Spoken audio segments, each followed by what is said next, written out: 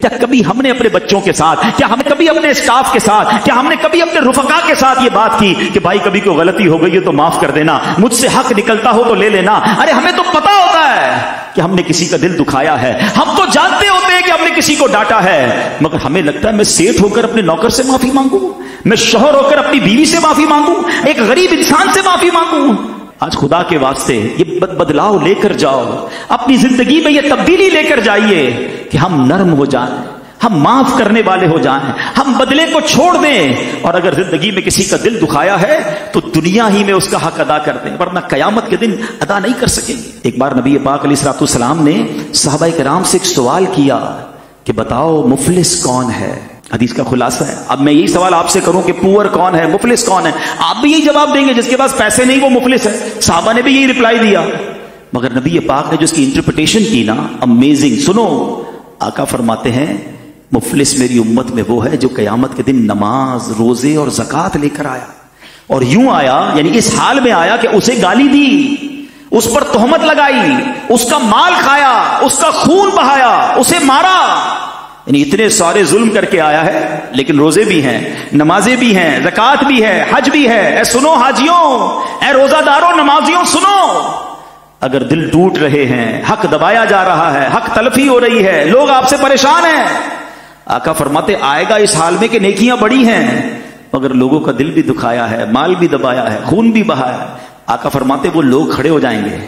اور اللہ سے عرض کریں گے مولا ہمارا حق دلا۔ اچھا، اس قیامت کے دن پیسوں کا تو بیپار نہیں ہوگا نا کہ کسی سے 5 لاکھ لیے ہوئے تو قیامت کے دن چیک بنا کے اسے دے دیں گے، اب نیکیوں کا کاروبار ہوگا، یعنی اب اس شخص کو، بندے کو اپنی نیکیاں دینی پڑ جائیں گی مظلوموں کو۔ حدیث میں آتا ہے ساری نیکیاں ختم ہو جائیں گی، حق لینے والے ختم نہیں ہوں گے، پھر کیا ہوگا؟ اب ان مظلوموں کے گناہ اس کے سر ڈالے جائیں گے، اور آخر کار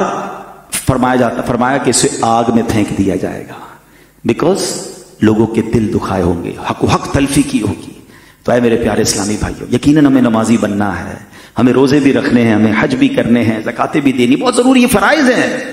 مگر حقوق العباد کو دیکھیے۔ اگر آپ نے کسی سے کوئی دشمنی رکھی ہوئی ہے، کسی رشتہ دار سے رشتہ داری بلا کسی وجہ شرعی کاٹی ہوئی ہے، کوئی دوستی ختم کی ہوئی ہے، جانا آنا ختم کیا ہوا، تھوڑی سی لائف ہے یار، معافی کر دیں۔ شب قدر ہو، شب برات ہو، آپ جب پڑھتے ہیں کہ یہ مغفرت کی راتیں ہیں، اس پہ ایک لسٹ آتی ہے کہ سب بخشے جائیں گے، حدیثوں میں آتا ہے یہ چند بد نصیب نہیں بخشے جائیں گے، ان سب میں رشتہ داری کاٹنے والا ہوتا ہے۔ یعنی کتنا بڑا گناہ ہے کہ مغفرت کی راتوں میں بھی نہیں بخشا جاتا۔ کم از کم فون کر کے کوئی رشتہ دار ہے، کوئی دوست ہے، یار بس ختم کرو، دل ملا لیتے ہیں، میری طرف سے کوئی برا لگا ہو تو معاف کر دینا۔ اچھا، ہو سکتا ہے آپ میں سے کسی کے ذہن میں خیال آئے کہ یار غلطی تو اس کی تھی، میں معافی کیوں مانگوں؟ کوئی بات نہیں، ہماری میمنی میں ایک جملہ کہتے ہیں نا، جو نمیوں وہ اللہ کے گمیوں۔ آپ جھک جائیے، آپ آگے بڑھ جائیے، ثواب کما لیجئے، دوستی کر لیجئے، پھر دیکھیں انشاءاللہ رب کریم کیسی رحمت فرماتا ہے۔ ایک حدیث پاک میں آتا ہے جس کا مضمون ہے کہ جو معاف نہیں کرتا اسے معاف نہیں کیا جائے گا، جو رحم نہیں کرتا